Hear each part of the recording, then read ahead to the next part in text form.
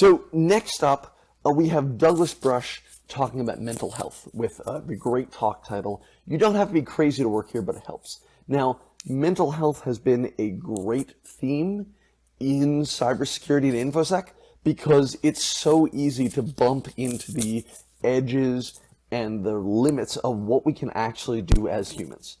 And so Doug has, over 25 years of experience in the technical world. He's been involved in policy. He's been a court-appointed master, which is apparently not quite as kinky as it sounds.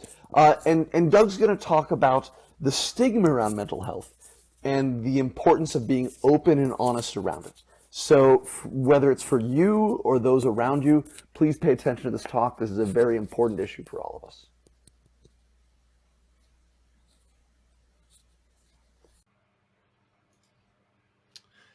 Hello, everyone, and thank you for joining. I am Douglas Brush, and I want to talk about something that I think needs more attention in our industry: mental health and self-care.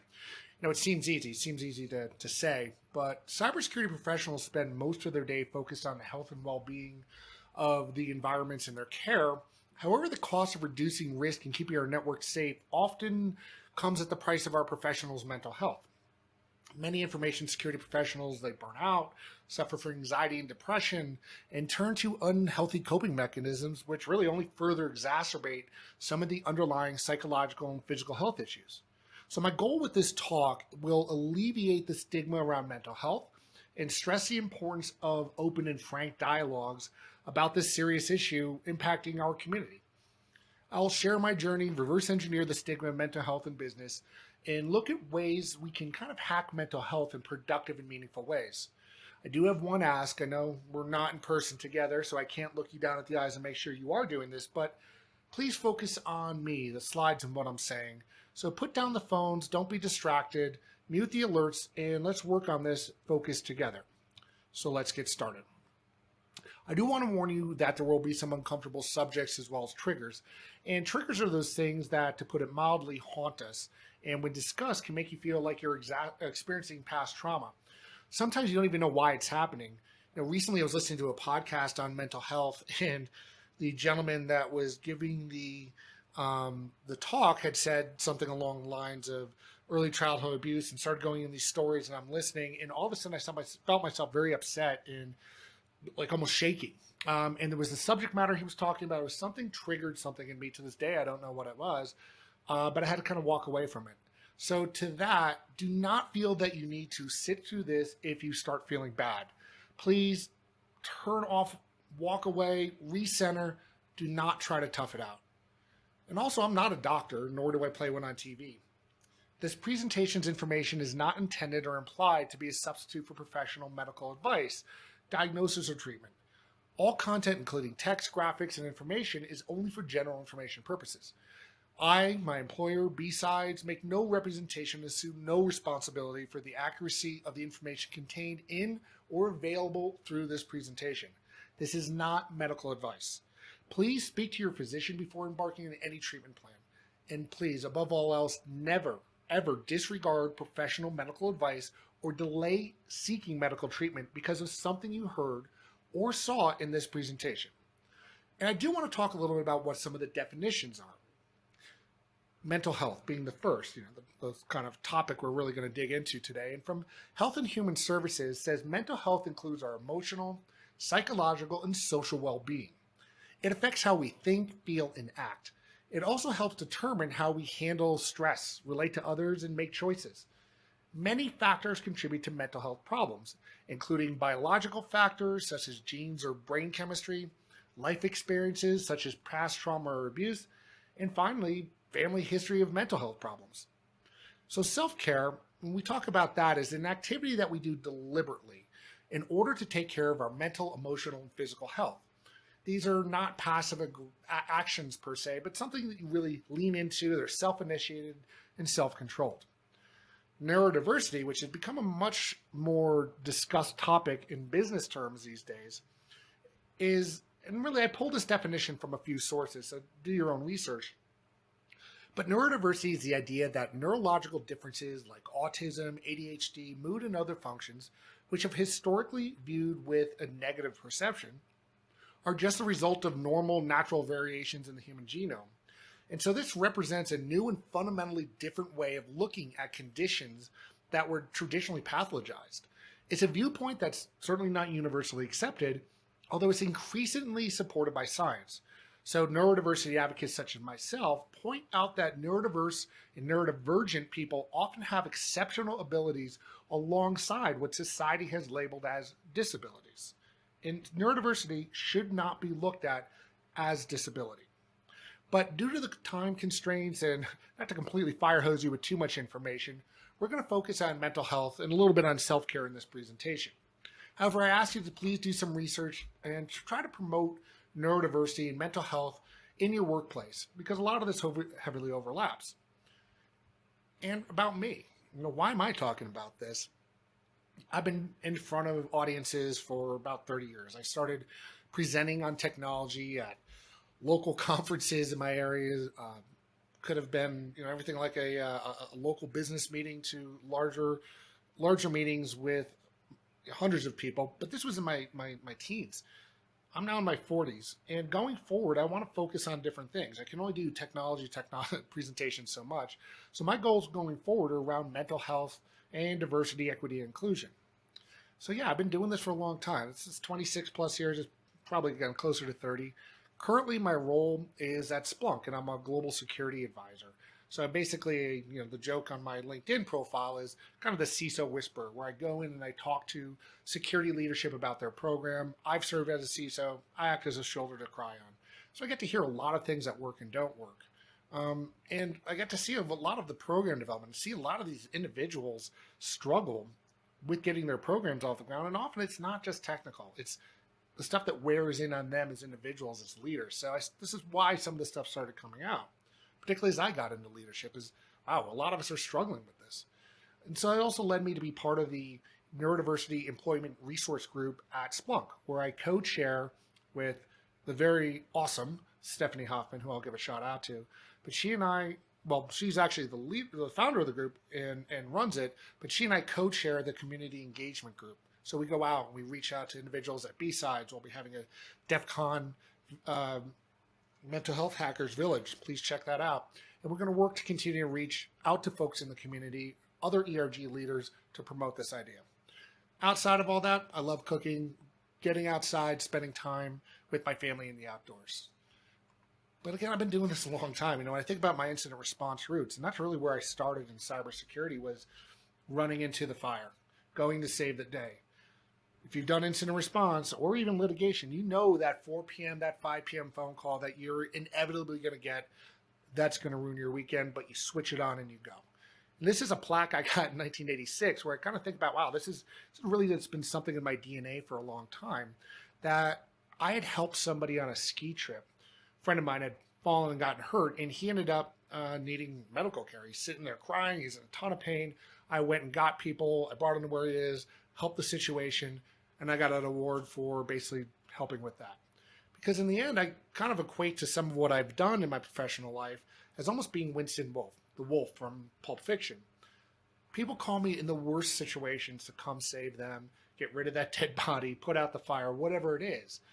And I can do that day in and day out, sometimes with seemingly no sleep, but it takes its toll. And it's not always what you see on the surface that matters, because I have a lot of anxiety that's led to depressive issues, obsessive issues, and there's things I worry about. It's this monster in the closet. It's this thing that sits below the surface that, yes, while I can go in and I've done these global incident response lead engagements in just crazy situations, doesn't bother me. But I know in the back of my mind, when I bumped into somebody on a subway 7 years ago in New York City, and it's insignificant, but it makes me anxious just thinking about it. I was like, God, I'm such an ass.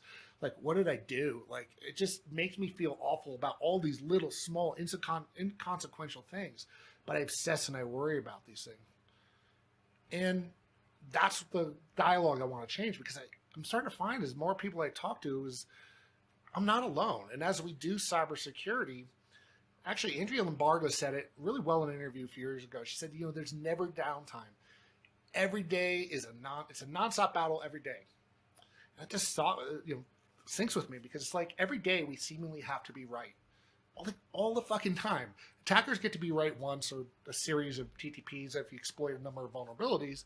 But depression, burnout, and even suicide are becoming more and more common among cybersecurity professionals. And depression is the leading cause of disability in the world following heart disease, according to the World Health Organization. And people with mental health conditions are the highest risk group for suicide. And there was a study done in 2019 from Nominate, and I encourage you to look it up. And it was really just focused on CISOs and security leaders, again, the folks I deal with the most. But it was this global study of cybersecurity professionals. 91% of the CISOs surveyed said they had high levels of stress that they were suffering. 60% of them rarely disconnected from their work role. 88% worked more than 40 hours a week, and 27% worked up to 60 hours per week.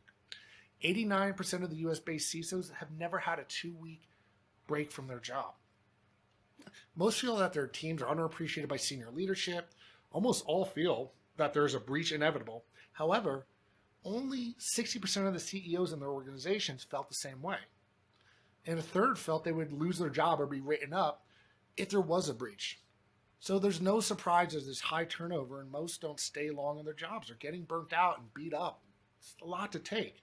So again, think about that. And when we look at cybersecurity as a whole program and how we're trying to secure enterprises and organizations, that, and again, I've seen this working with CISOs, that it takes at least 18 months to really start affecting change. So we have this slow ramp up for a year where they really can't get a lot done. And then things start going well about for 3 to 4 months. They get burnt out. Then a new CISO comes in, same misalignment with management, and they leave again. And it becomes this vicious cycle. And you can see why a top-down approach, we say it in all aspects of security, needs to happen with the human element too. But this top-down approach needs to address mental health issues and with leadership. And look, mental health conditions come in many forms, but the stress that people experience either can exacerbate some of these conditions or even bring out some of these underlying conditions to early onset and acuity. So we just put these people in this pressure chamber. It's no wonder things start to break. So stress management is a huge root cause for episodic symptoms of these underlying diseases that are now seeing folks rear their ugly heads. And then what do cybersecurity professionals do? If you're watching this now, you're probably missing Vegas or you're in Vegas, but what are our go-to? Alcohol, drugs, strip clubs, the party scene to blow off some steam. Man, that's not for everybody. Look, I love going out and having a fun time, but Jamie Tomasello, who spoke at Black Hat in 2018, talked about the stigma she faced being a recovering alcoholic in a culture that pushes us far too hard to work and to party too hard. So as a community, I'm sorry, we've done a piss poor job of helping each other here. And I said, I'm by far not against going out for drinks, having a beer and tap at the office, but alcohol should not be the only answer. We need to find some better balance. And that's why I'm having this talk. I admit I've been really bad with it professionally with staff and clients. It's like saying, well, fuck it, it's too much work. Just install AV and you're good to go. But there's no silver bullet to deal with our attackers or our health. So we know that's not true in our computer networks to just wing it, but we seem to avoid multifaceted layers to approach and maintain the health of our neural networks. So we need to change this. And look, the last year sucked for everybody, and it's adding in these other external existential factors, and it's been a really hard year. Work, school, loss of routines and schedules, this all adds to stress to people. Honestly, until recently, it was the longest I've not traveled in my professional career. I miss seeing my friends all over the world. I miss being on stage and not doing this with you folks in person right now. I miss doing this Doug show in front of clients and customers. I feel completely off my game when I'm not in person. And look, I'm not looking for pity, but to say you're not alone to feel that your life has been completely upended in the past year. Multiple times a day, I talk to friends and family that are really starting to struggle and continue to struggle with this because we're not out of this yet. And I would do anything for those close to me, but I feel powerless at this time right now.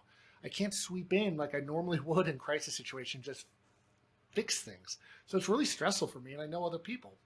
And there was this one thing about this term, this idea of languishing, And it's this unrelenting, horizonless of a COVID world, as I once read. And it just eats at people. And the consequences can be dire.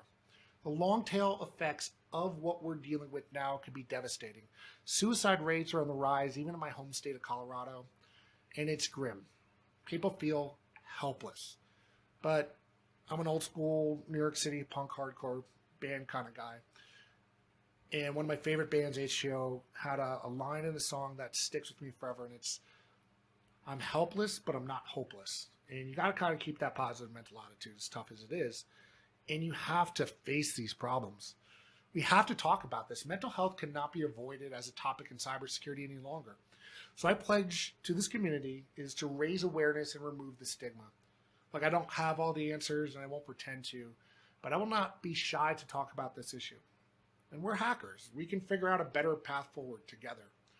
You know, Corona aside, which is obviously a big elephant in the room, which only exacerbates these underlying issues, we still need to do some root cause analysis on this profession itself. And so as I started to look at it, how did we get here, right? Information security as an industry is still relatively new. It's, in a way, a Frankenstein monster that's been brought to life by IT, consulting, ops, legal, compliance, privacy. And I think right now we're kind of in our teenage years and we're having a little bit of an identity crisis. And so with that, I've also thought back and said, I feel like we've adopted a lot of good practices from businesses, but also a lot of negative. There is far too much pressure to work harder, work longer, just tough it out. Just aggression, aggression, aggression. Look, I do well in that. I'm a type A personality, but it comes as a cost, which we'll talk about, at least in my journey. And look, this mental construct does not work well for everybody of just being in the pressure chamber. The staff I've started to hire over the past decade have wanted a better work-life balance. Money, titles, glory, all the things that they threw at me when I was entering consulting in the professional world, it's less important. It's harder to incentivize people with that. So as an industry, I think we need to have better answers to what people really want, what their needs are. And I have some ideas and I'll show where it works financially, but we'll continue to have to adopt and test it. And I want to hear what people are doing to kind of face these struggles of giving people a better work-life balance. And like one other thing I do want to touch on before I get into my journey, that it's weird, right? It's like lives can be on the line if you're in certain industries with cybersecurity, but often it's not. One of the sayings that I try to reframe my perspective is, look, we're not curing cancer, we're not delivering babies. I would think a lot of that's starting to change now with concerns around industrial complex controls, things like that. But for the most part, most of our day-to-day jobs, the anxiety levels need to come down. But, when I was in IT, there was other impacts and effects that were less stressful. And that's what I'm saying. I'm going to give it to us that we do have this weird thing with us, is that, again, if I patch a server in IT, all right, nothing's really going to be that bad. But, we roll it back and whatever. But a breach, that's not just a technical problem. That means a human did something that allowed a breach to happen. And that always weighs on the individual that has to absorb that moment. And no one prepares us for that. And again, it's this feeling that we have to be all right all the time or else, that something is going to happen. And if we don't, the world's going to end. And again, we have to mitigate that stress level. But in reality, there are some really serious situations. And we need to help each other get through that, because it's not fair, healthy, or scalable to continue to put all of us into this pressure chamber. So let's talk a little bit about my journey. Born in 1976, New York City, grew up in the East Coast, and it was an interesting place to be at that time. I had 3 older half-sisters. My mother and father were recently married, my dad having the 3 daughters from the prior marriage. And I was surrounded by a lot of type A's. I mean, people that were driven. Back behind me, I have multiple books that my sister and my parents have written. My sister was the youngest humor writer on the New York Times bestseller list. My parents have 6 books on corporate communications, taught it. My mother was a business editor at a paper, also the CEO of her company. My sister's, the oldest, is the writer, but the youngest was right now still is the largest Broadway tour manager on the planet. She's the producer of Hamilton. So I have people that drive, and it's always pushed me. I've always felt that, and I also felt like I never fit in. I was just not that person that did well in high school, as I know many of you were. I was a hacker, skate punk. I didn't belong there. And I basically saw my way as like, I have to deal with these people and get through. And funny, the administration was basically at the level of, if you cannot Ferris Bueller your way out of this, we'll look the other way. You just get through this. Don't cause any problems for us, but do not start like Dumbledore's army and have a revolt. They were worried that I would create too much weight. I didn't get along with people anyway, but I just didn't fit in there. And it stressed me out. I got beat up. I got bullied a lot. I was different. And I was made to feel bad about that. And so mostly because I see the world differently. I think about the world differently. I approach problems differently. Yes, it's been rewarded in my professional career, but when you're a teenager, that nonconformist does not bode well for you. And I didn't know how to process or deal with that. Again, I have parents that are just go, go, go. And I'm like, what do I do? So I actually had an early, my small group of friends, I decided, we'll blow off some steam, and I smoked a joint. And I'd never smoked weed before. It triggered a massive panic attack for me in a way that lasted for days. I thought I was dying. I couldn't deal with it. And what had happened is whatever I had consumed or smoked, it had triggered something between my sympathetic and parasympathetic nervous system. And so the sympathetic nervous system prepares the body for the fight or flight response during potential danger. On the other hand, the parasympathetic nervous system inhibits the body from overworking and restores that body to a calm and composed state. That wasn't happening for me. Something was off. For days, it was bad. I could get through things. My parents, told them what happened. They're like, fine. We're from the 70s. I smoked weed before. But they were like, all right, we'll take you to the hospital. Go to the hospital, checked out. Not dying. 2 days later, I'm dying. Go back to the hospital. I can't breathe. Heart attack. I was 16, 17 years old. I'm going to die. No, you're fine. Blood work looks great, actually. Finally, like the fifth round, one of the doctors said, I'm having a panic attack, dude. I'm like, what's that? I'm like, it's all here, and it's manifesting itself in physical symptoms. It's like, yeah, you need to go talk to a psychiatrist. And I did. And it helped out. It got me the care that I needed. But it took rounds of that. It took finding a doctor to even tell me the right feedback, which was hard. And I really, in that 1993, I remember it was just brutal. I never felt so disassociated with the world and everything was broken, but it ended up getting better.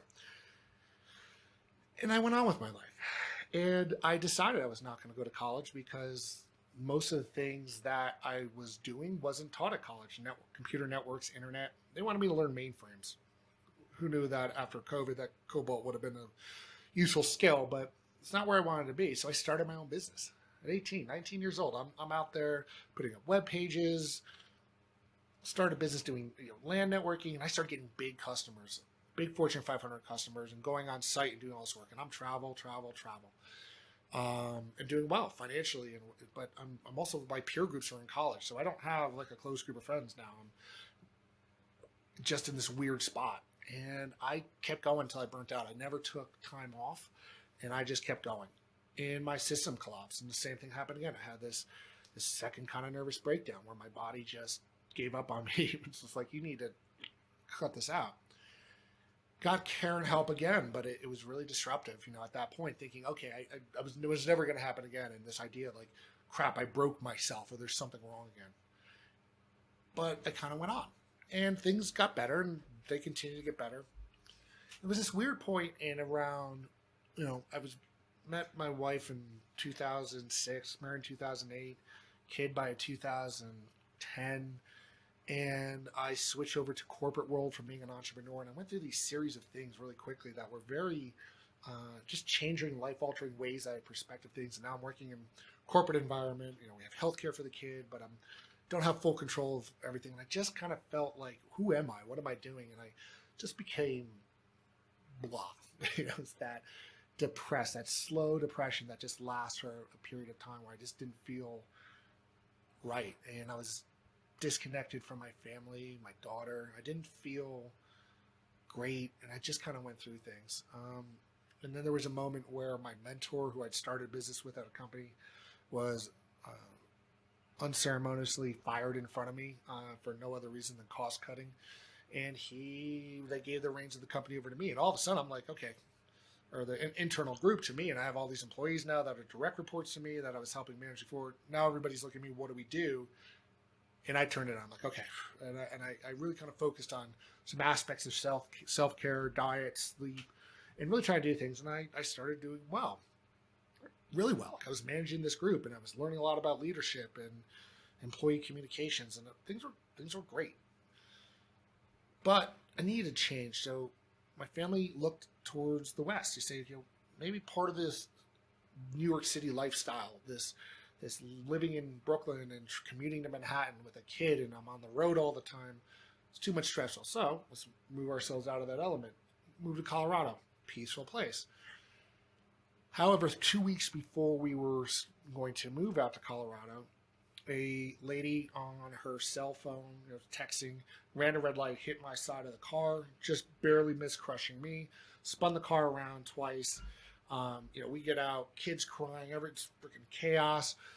I'm like, cool as cucumber, go through everything, everything out. However, the next day I couldn't move. Complete neurological pain around my whole right side of the body, toe to head.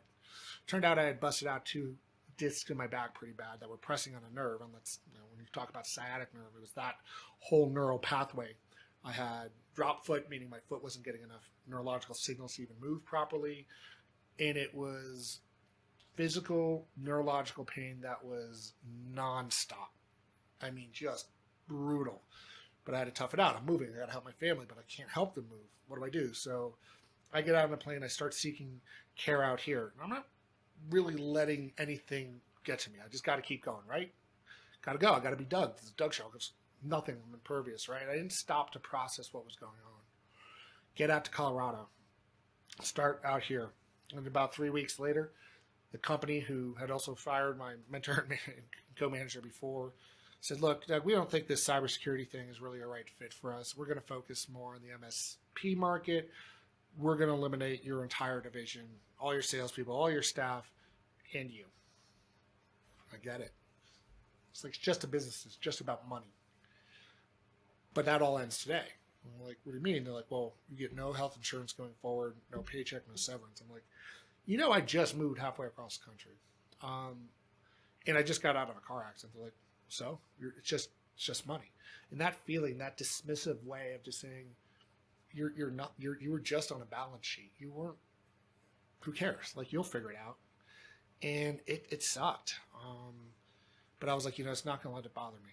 So I started volunteering at BSides Denver, helping out with them, getting involved in the local community, just put blinders on, not process things, not let basically the PTSD that was building up even affect me. I'll just keep going. And then I really, really re-injured my back again, bad. Moving a box, I remember it was distinctly over here in my office, routers, power cables, all these things I was going to take down to BSides Denver. And I just twisted and pulled it. I just felt the pain come back in a new way. And that was it. I was completely then melted down. I had every other crushing kind of breakdown I've ever had before, all as one, and everything just caught up with me. And when you look at this, there's this thing called the Holmes stress inventory, and it basically talks about all these different life changes and where you'll be. And you're not supposed to have a lot of these things happen in a short period of time. So I look at it over a year. And again, 150 points or less, relatively low, 150, 300 points, you're going to have some health issues. And again, these are things that manifest itself from stress and mental and physical health.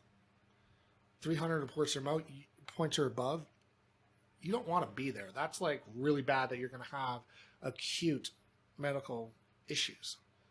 When I measured mine, it was over 400, and the amount of things that happened in a 2 to 3 month period. I mean, there was things I didn't even talk about. It was just one thing after another. And it starts, the physical pain was one thing, but the mental pain, the struggle of that, when you start really adding all that up on top of this was even worse. So when you look at things that are like some mild and moderate stress, and stress is good. It's not a bad thing in your life. You want to have a certain amount, but it should be managed. The thing I didn't really appreciate, because mine was in 7 to 10 category.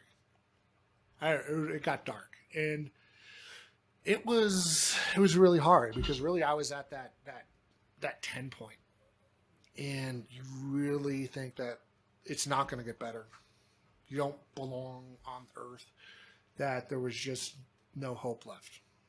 I felt there was just no point.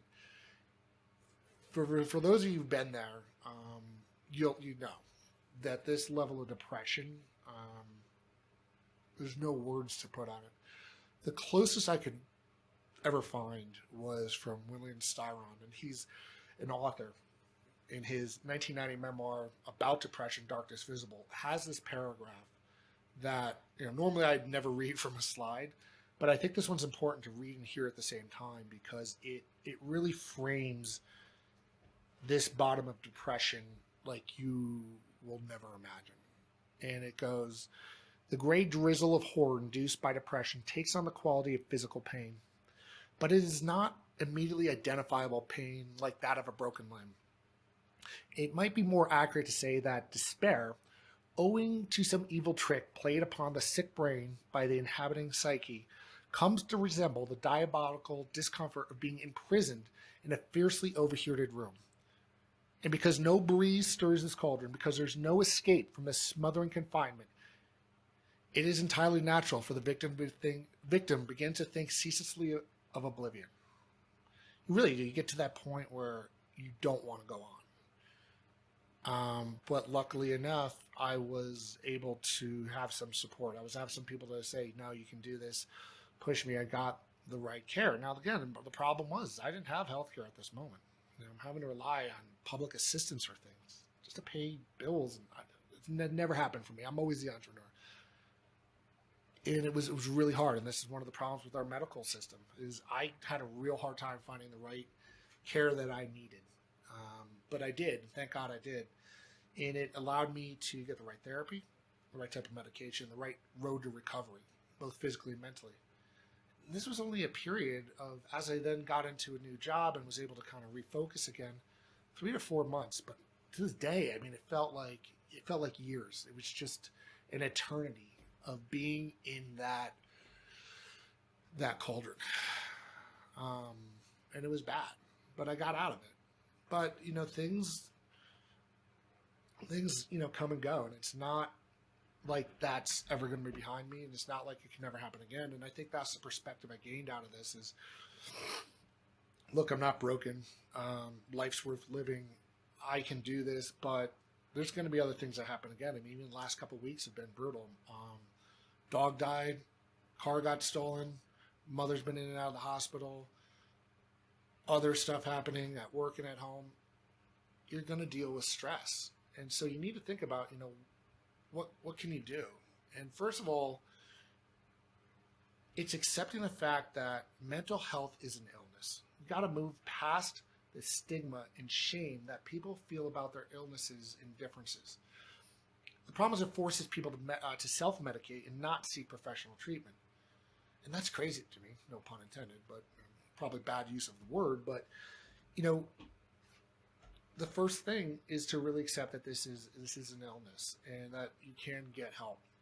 Because you wouldn't tell someone who's diabetic to just suck it up and just smile. We wouldn't also call them names like insulin baby, like, oh, you're just being crazy. We need to stop treating each other that way. And I bet many people have experiences where they just didn't feel healthy mentally for a day and end up using a physical ailment as an excuse to take a sick day. So we need to grow past this. And there's going to be business pushback. People are saying, oh, what, Doug, you're just trying to be altruistic and blah, blah, blah. But capitalism, look, I'm a capitalist. I know how to do it. But what if I told you I've consistently looked out for the mental well-being of my staff? And it didn't result in people who were happier, therefore better at their jobs. So I had higher employee satisfaction, happier customers as a result, and ended up with more top-line revenues, greater profit margins. When people feel the best, they perform their best, full stop. I don't have to sit there and redo their work all the time and write off hours. So mental health versus business is not a zero-sum game. Everyone can and should win this. And so how do we start staging this? Again, first, talk openly about mental health. Then educate yourself and others about these issues. Be conscious of language. Encourage equality between physical and mental illness. Show compassion for those with mental illness. Choose empowerment over shame. Be honest about treatment. It's just like getting treatment for anything else that you have physically. It's just a different doctor. And please, by all means, please call out people when they're being stigmatizing. And I know there's a lot of pushback at times where people say, oh, the world's getting too sensitive. Everyone's so sensitive these days. And to those people, I just say, no. People have always been aware of what an asshole you are. We're just letting you know now because we're not dealing with this shit anymore. That stuff has to stop because language does matter when you're trying to help people. And whatever you do, above all else, do not harbor your self-stigma. It is okay not to feel okay because pain is inevitable, but the suffering is optional. I know it's a little bit flippant to say that, but you need to realize that you can and you must make the first steps on this journey to health. I've used things, and I'm not ashamed to say it, like Lexapro for medication to help that. Acceptance and commitment therapy is the modality of psychotherapy that I use. It works really well for me, and you have to find what works for you. But I also found there's other things. Not really when it comes to self-care. And again, self-care is these things that you do deliberately for yourself to establish and maintain mental health. It's like exercise and going to the gym, but it's for your mind. And it really helps prevent this long-term illness. And think of these proactive and preventative steps, just like you do at work. Vulnerability research, threat hunting, patching firewalls. You're not always sitting there wanting to do incident response. It's the proactive stuff that helps mitigate long-term problems.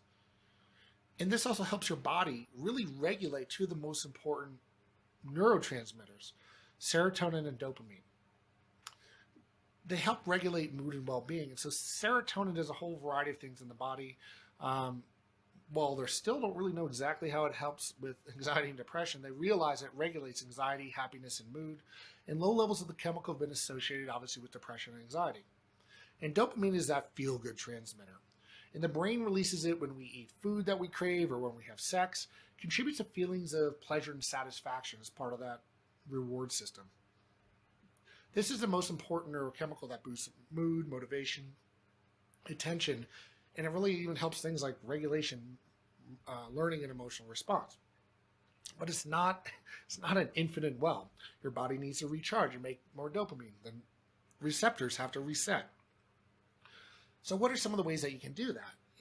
First, exercise. Exercise and sleep. Those are the two basic ones. And exercise doesn't have to be this huge thing. And honestly, just set small routines, small goals. Maybe I'm going to walk for 5 minutes today. I'm just going to go to bed for 5 days in a row at the same time. Just start out small and build towards it. Other things you do is at work, like celebrate the small wins, or even in life. I mean, there's things that you do every day, and really take a moment, like really be in the moment and enjoy those small wins. Because again, we are dealing in crisis situations all the time, and we often only hear about the bad things at work.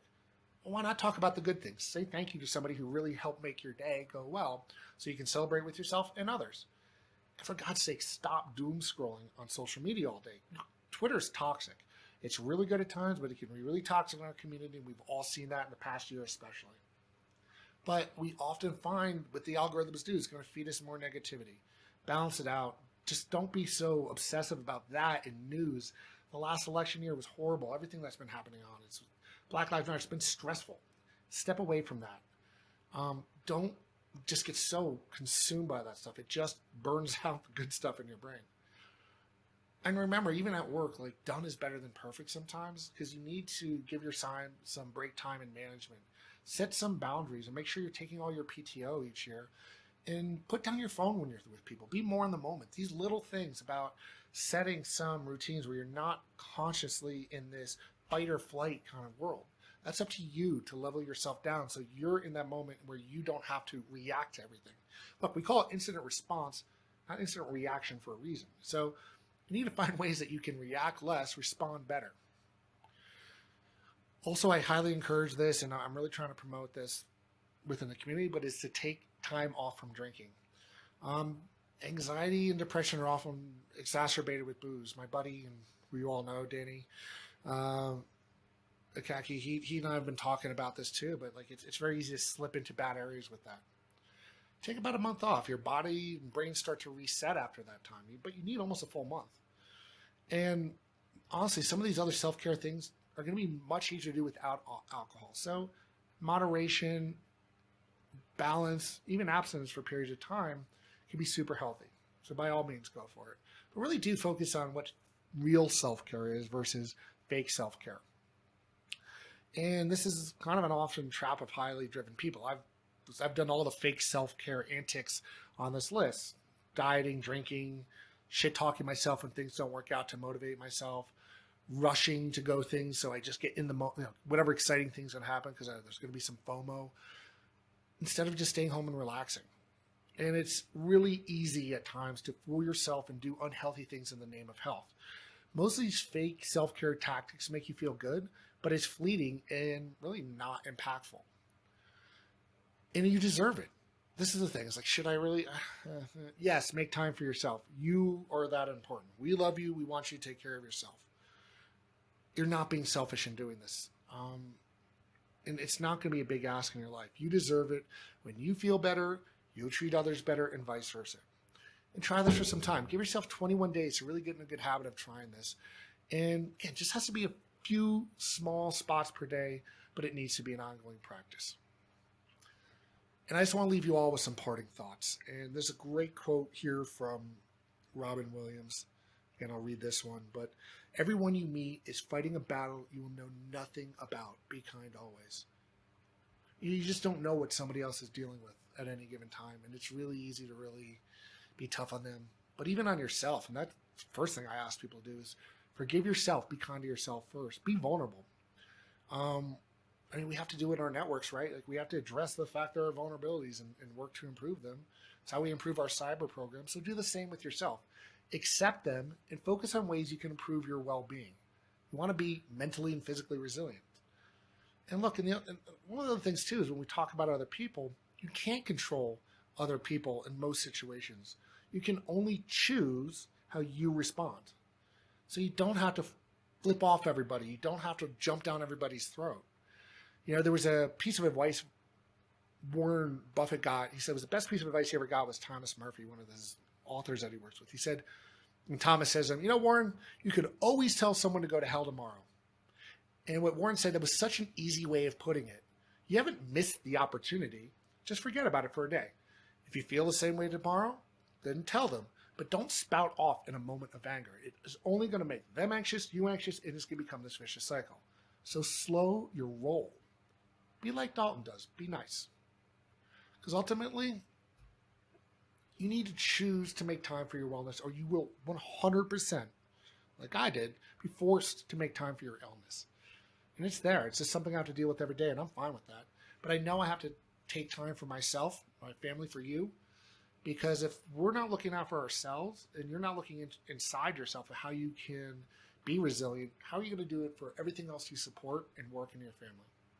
You're worth it. We love you. We need you. So support each other. Hack the planet.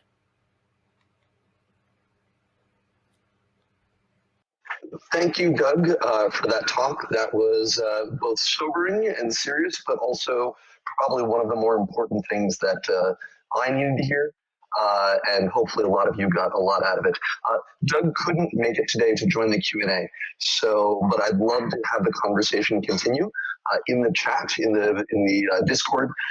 And if you have some thoughts about what works for you, again, absolutely no pressure. I think one of the great things that we've learned is there isn't any magical fix, but it's an important thing that we're aware of for ourselves and aware of for those around us. So please continue the conversation going in the Discord, and hopefully you guys were able to take something away from it and take better care of yourself and those around you. So thank you, and enjoy the rest of the con, campers.